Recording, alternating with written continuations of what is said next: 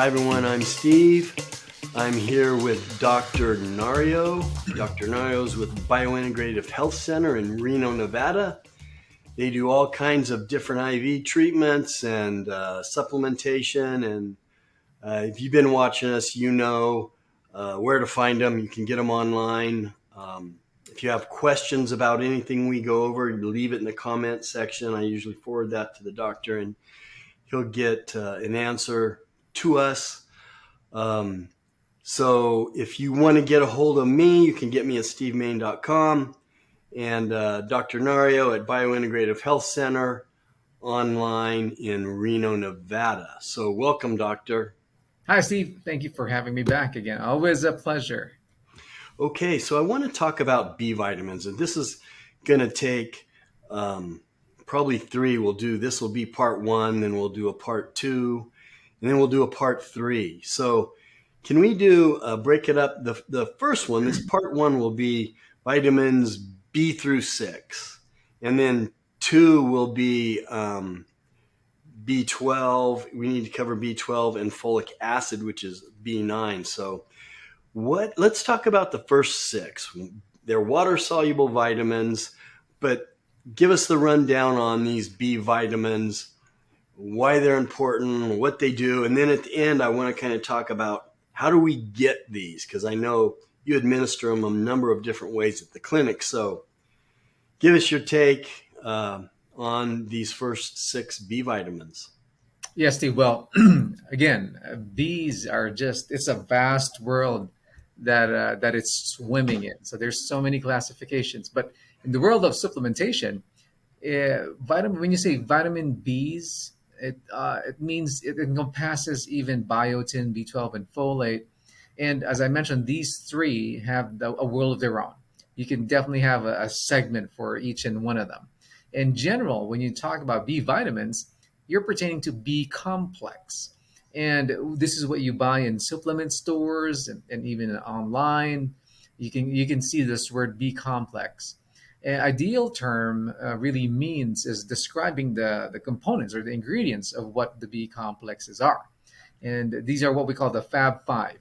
So B1 is thiamine, B2 is riboflavin, B3 niacinamide, and B5 dexpanthenol, and also B6 is pyridoxine. So those are your B complexes. When you hear that term, that's what they have. And again, in the marketplace, we will see that oral B complex includes everything that I just mentioned. Okay, so B1, what's it do? B1 is usually more useful when we use our carbohydrates for energy. And it's always essential for what we call aldehyde metabolism, meaning deficiency can occur when somebody goes out on a drinking spree. So that's why alcohol always, you have to remember, depletes thiamine. So when you're drinking out, having fun with your buddies, always make sure you need a replacement for your thiamine. Yeah, and that's going to help. I mean, just what you said with helping to absorb the carbohydrates, that's going to help with a lot of things. It's just a domino effect. Right. So, how about B2? So B2 is riboflavin, and it's used for extraction of energy for fats. So this is what we call in medical terms beta oxidation, and it helps prevent against even liver damage, even from mold. Now, being a certified mold practitioner, I see a lot of these in my patients, and it's also mostly important when you're using glutathione. So glutathione, as we know, and we have other segments for that, it's the most potent form of antioxidant. And when you're taking glutathione or NAC even, you have to make sure you have B2 on board. Yeah, I always make sure I have all the B vitamins when I take the glutathione. So, how about B3? B3, Steve, is niacinamide. So this is something that we had discussed a while ago in the NAD discussion, but it also supports serotonin pathways, meaning when you think about serotonin, it's all about the mood, depression, how happy a person can be.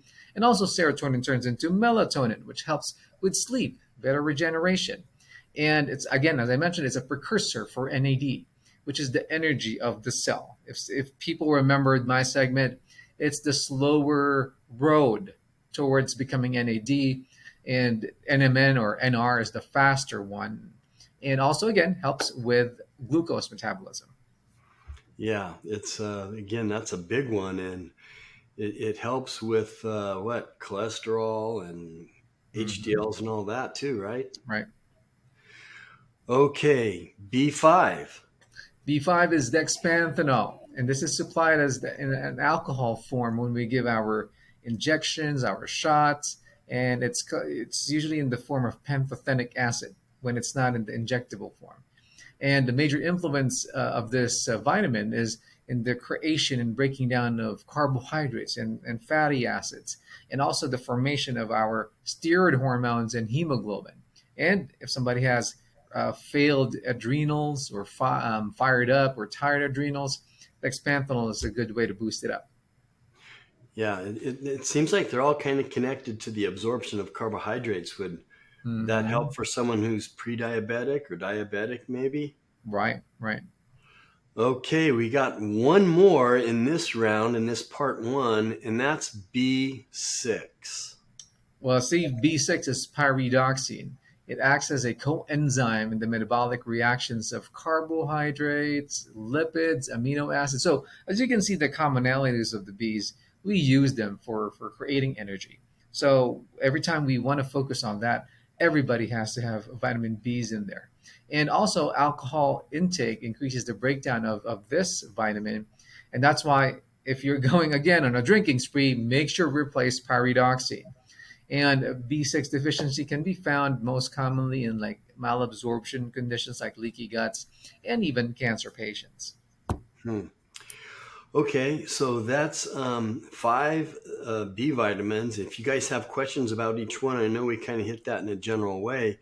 If you have specific questions, go ahead and leave them in the comment section. But now let's talk about different ways you can take vitamin B.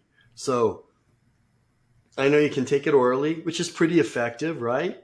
And we do, or you do what's called a push, which means after an IV drip, you can just push uh, the vitamins into your vein that just received whatever drip that you just got, and you can do shots, and you can do an IV bag, right? So, Right. talk a little bit about the difference, and are they all effective to one degree or another? But tell us a little bit about the ways that you administer it there, and the different ways that people can take these different vitamins.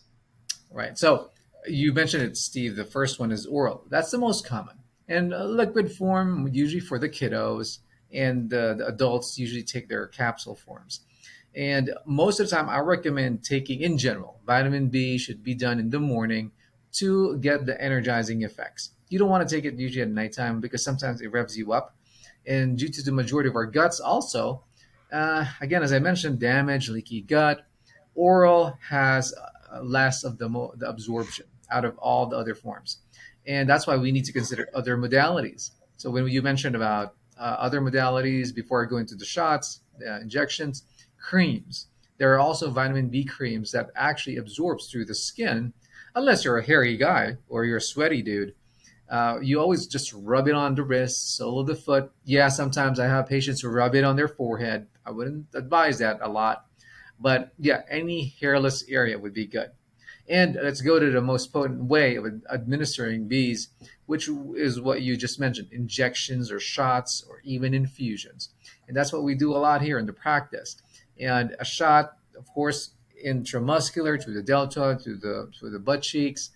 And also, again, this is the best way to receive it because it can be mixed also with other vitamins and minerals, may it be in a bag or in a syringe. Again, limited amount you can give in a syringe, but just because of the amount that the muscle can hold. But mostly, you can max everything out through the bag. And again, 100% absorption compared to oral administration. Yeah, and it's one that I mean, we'll talk about the other two B vitamins in part two and part three, but that it's one of the wouldn't you say it's one of the drips that you do or even pushes where people walk out of there and they really feel it? Oh well, yeah. This is the one that we even have a what we call a B push, just for somebody who's so tired, so fatigued. We just give them a dose of that, and yeah, they do better. They do. I'm not saying doing backflips, but of course, energy is going to be very prominent. And especially if they're deficient, right? Right, that is true. Okay, great information on the B vitamins 1 through up to 6. Can't wait to hear about the other two. That's Dr. Nario Biointegrative Health Center in Reno, Nevada. Check them out online. You've learned a lot on with a lot of these interviews on some of the different things that they do. So thanks for being with us, Doctor. All right. Well, Steve, thank you again for having me. As we all know, the knowledge is power, and thank you for letting me provide you with the edge in longevity and health maintenance, which I call the biological edge or the bio edge.